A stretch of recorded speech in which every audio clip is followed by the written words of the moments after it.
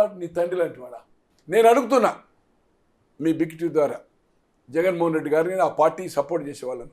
2004 కంటే ముందు ఏముండనే ఒక పవర్ ప్రాజెక్ట్ చెప్తే సాక్షి ఎప్పుడు వచ్చింది? దాని తర్వాతనే కదా. భారతీ సిమెంట్ తర్వాతనే వచ్చింది కదా.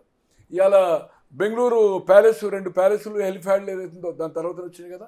ఇలా హైదరాబాద్ అంటే తండ్రి చనిపోయినాక కన్స్ట్రక్షన్ ఇది రెడ్ ఫోర్ట్ లెక్క, దాని పేరేంది ఫోర్ట్, గోల్కొండ కోట లెక్క గోడ కట్టింది. మీరు చూసిన ఎప్పుడైనా లోటస్ పండు ఎక్కడి నుంచి వచ్చినాయి?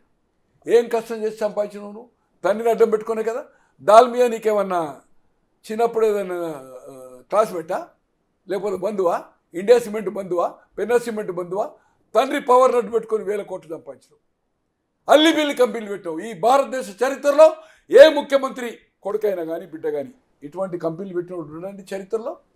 అటువంటిది నువ్వు నీ చెల్లిని ఏదైతుందో పైరేల కోసం వచ్చింది, నేను ముఖ్యమంత్రి అయింది కుటుంబం కోసం కాదు ప్రజల కోసము అని కథ చెప్తున్నావు. నీ దాంట్లో అన్ని ఏదైతుందో 2, 3 ఒక కుటుంబ సభ్యులు ఇచ్చి నలుగురికి ఇచ్చి ఈరోజు నీ చెల్లిని ఏదైతుందో నీ భార్య కోసం ఈరోజు రాజశేఖర రెడ్డి బ్లడ్ లేకుండా చేసిండు. ఆయన ఒక్కడే ఎంటైర్ భారతీ కంట్రోల్. ఏది పులివెందుల అనేది ఎప్పుడు రాజశేఖర రెడ్డి గారు వాళ్ళ తల్లి సర్పంచ్ తమ్ముని తెచ్చాడు, తనయుడు. బట్ ఏ రోజు వాళ్ళు బంధువులైనా పాలోలే. బట్ ఆ కుటుంబాన్ని రాజకీయంగా వాళ్ళకి ఏదైనా హెల్ప్ చేసిండు, లోకల్గా వాళ్ళు సాయం చేయాలి తప్పితే వాళ్ళని రాజకీయంగా పైకి తెస్తే ప్రమాదమని ఎప్పుడు ఏదైతుందో. ఎందుకంటే రాజారెడ్డి గారు డిఫరెంట్ బ్యాక్గ్రౌండ్ అనుకోండి. బట్ రాజశేఖర రెడ్డి గారు రాజకీయాలు వచ్చిన తర్వాత ఫ్యాక్షన్ బంద్ చేసిండు. కాకుండా అతని పరిపాలన జగన్మోహన్ రెడ్డి గారు అన్నిట్లో ఓన్లీ ఆ నవరత్నాలే 2,65,000 పంచాడు. బట్ కొత్త ఉద్యోగాలు రాలే, పరిశ్రమ రాలే, రోడ్ కనెక్టివిటీ లేదు. తర్వాత మట్టి ఇసుక, తర్వాత ఈ సైట్లు ఏదైతే అవుట్ సైడ్స్ ఇచ్చారు కదా, అక్కడ ఉన్న అధికారంలో ఉన్న శాసనసభ్యులే ల్యాండ్ కొన్నారు, మళ్ళీ గవర్నమెంట్కి ఇచ్చారు. ప్రజలకు అందుబాటులో లేకుండే. 2010 నుంచి 19 వరకు నిత్యము 365 రోజుల్లో 365 రోజులు అవైలబుల్ ఉంటాయి. ఢిల్లీలో ఉంటే 100 మందిని, జిల్లాకు పోతే 1000 మందిని, ఇక్కడ కూడా 1000 మందిని 5 గంటల నుంచి తండ్రిలాగా కలిసాడు. ముఖ్యమంత్రి అయినాక గాయబ్. సో ఇవన్నీ ఏదైతుందో ఇంకోటన్నా ఈ భారతదేశ చరిత్రలో ఎవరన్నా స్కూల్స్కు మన పార్టీ కలర్ వేసిందన్న గ్రామ సచివాలయం పెట్టిండు, వాళ్ళకి ఇచ్చింది 5,000. మీరు చెప్పండి సార్, వెహికల్ మినిమం వేజ్ ఎంత అని ఇవ్వాలా? అంటే ఇంకా 8-10 ఏళ్ళకి వెళ్ళి 270 కదా, 8,000 ఇవ్వాలి కదా, ఇవ్వలే కదా. తిరుపతి కొండపైకి ఇది పెడతారన్నా. ఇవాళ ఒక పాస్ పుస్తకం మీద ముఖ్యమంత్రి ఫోటో ఉంటుందన్నా. ముఖ్యమంత్రి అయిన వాడు 5 ఏళ్ళ కోసం కదన్నా. గవర్నమెంట్ ఎంబులం అన్నా, రాజముద్ర ఉండాలన్నా. ఎవరైనా వేసుకున్నా గ్రామ సచివాలయం పెట్టి సాక్షి కంపల్సరీ తీసుకోవాలి. సర్క్యులేషన్ పెంచడం, ఒక 80 మందిని తీసుకుపోయి అక్కడ అబ్జర్వ్ చేసుకున్నావు. 100 కోట్లు ఏదైతుందో వీళ్ళ అడ్వైజర్ల మీద ఈ స్టాఫ్ అంతా నువ్వు ఖర్చు తక్కువ తీసుకున్నావు. ఇవన్నీ ఏదైతుందో ఇంకోటి కక్ష సాధింపు, కారణం లేకుండా అణిచివేసే కార్యక్రమం చేశాడు. ఒకటి వివేకం మర్డర్, దాన్ని వాళ్ళ చెల్లిది తల్లిది పరిపాలన పరంగా ఏదైతుందో ఇటువంటి మూర్ఖత్వమైన నిర్ణయాలు. ఈరోజు ఇందిరాగాంధీ గారు అధికారం కోల్పోయిందమ్మా. 64లో ప్రధాని అయ్యాడు. వాళ్ళ ఫాదర్ 47 నుంచి 64 వరకు ఉన్నాడు. 64లో లాల్ బహదూర్ శాస్త్రి 66లో చనిపోయాడు. 66 నుంచి 77, 11 ఏళ్ళు చేసి కర్ణాటక ఆంధ్రప్రదేశ్ 2 రాష్ట్రాలు తిరిగింది కదన్న. 78 ఫిబ్రవరి జరిగిన ఎన్నికల్లో కాంగ్రెస్ అయిన తర్వాత అంబాసిడర్ కారు తిరిగింది కదా. 27 జనవరి నుంచి 23 ఫిబ్రవరి వరకు, 25 నాడు పోలింగ్, 27 కౌంటింగ్, 3 నాడు లీడర్ ఎలక్షన్, 6 మార్చి ప్రమాణ స్వీకారం చేసుకుంది. ఇక్కడ చెన్నారెడ్డి గారు, అక్కడ దేవరాజర్స్ గారు. రామారావు గారు 83లో అది సింపుల్ రథం కదా, 85లో అదే కదా, 89లో అదే కదా, 94లో అదే కదా. ఎక్కడన్నా చెట్టు కొట్టిందన్న ఈ దేశంలో ఎక్కడ నిన్నారన్నా? 3 బస్సులు, ఏది పెద్ద ఏది మన దాని పేరేంది జాంబో విమానం లెక్క, వాటికి తిరగడానికి వాటికి మూమెంట్కి ఏదైతుందో 3 బస్సులు. అంటే మీరు ఒక్కటే అనుకుంటున్నారు, ఇక్కడ మీటింగే హెలికాప్టర్ మీద అక్కడ ఉండాలి కదా వల్ల రోడ్ షోకు 3 బస్సులు. తో ఈరోజు రాష్ట్రాన్ని భ్రష్టు పట్టించి రాజకీయ విలువలను సిస్టమ్స్ను కొలాబ్ చేసిండు కనుక ఈరోజు ప్రజలు ఏదైతుందో అతనికి వ్యతిరేకంగా తీర్పు ఇవ్వడం జరుగుతుంది. పోటీ అనేది ఏమీ లేదు, వ్యతిరేక తీర్పు వస్తుంది. వ్యతిరేకతతోటే ఈ పోల్ ఇంత పెరగడానికి కారణము కసిగా పోయినరు. ఇక్కడ ఒక్కరి నుంచి కాదు, ఇతర దేశాల నుంచి కొన్ని 1000 మంది కావచ్చు. తమిళనాడు నుంచి నియర్ అబౌట్ 1 lakh. 91% పోలింగ్. అట్లే కర్ణాటక నుంచి దాదాపు 4-5 లక్షల మంది అంటుంటారు. 4 to 5 lakhs ఫ్రమ్ కర్ణాటక.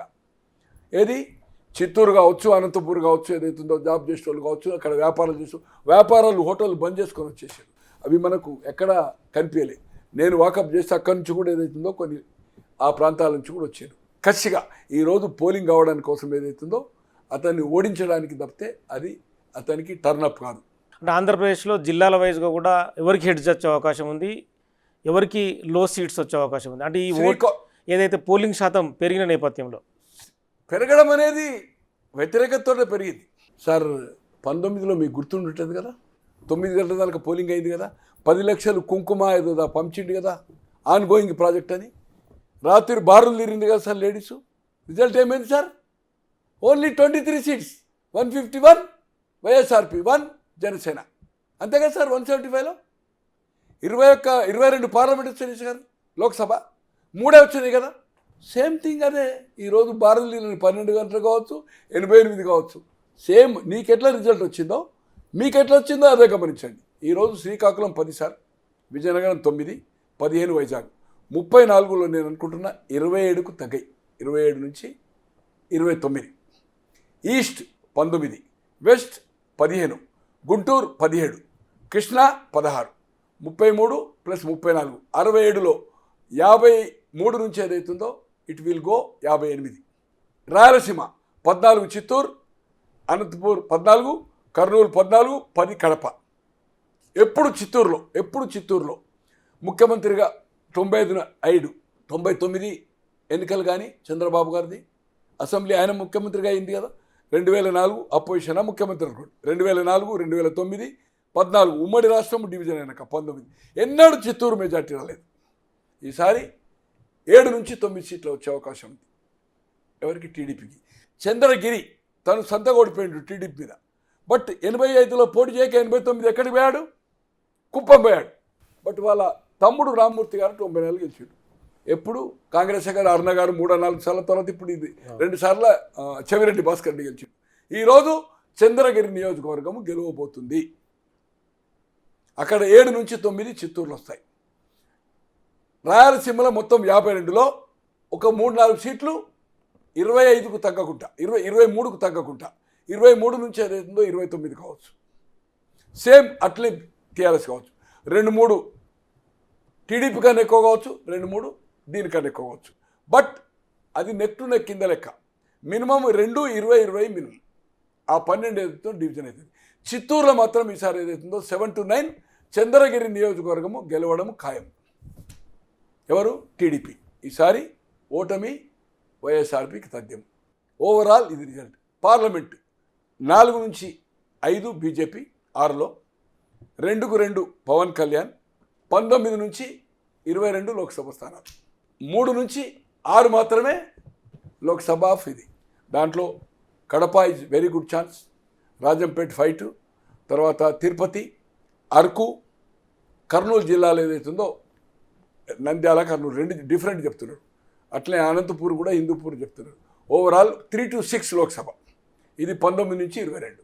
ఇది పొజిషన్. ఏ పరిస్థితిలో కూటమికి ఏ ఇండివిజువల్గా 88 కంటే సీట్లు ఎక్కువ రావడం ఖాయం. వితౌట్ ఎవెనీ పవన్ కళ్యాణ్ లేకుండా కూడా ఆయనకు అబ్సల్యూట్ మెజార్టీ వస్తుంది. కూటమి అనుకోండి, దాని గురించి కౌంట్ కాదు. 21 పవన్ కళ్యాణ్ చేసిండు. నేను అనుకుంటున్నా 13 నుంచి 17 స్థానాల ఛాన్స్, 13 నుంచి 17. బీజేపీని అనుకుంటున్నా 12 చేసింది. 12లో 7 నుంచి 9 స్థానాలని చెప్తుండ్రు. ఇది పొజిషన్ అంతా.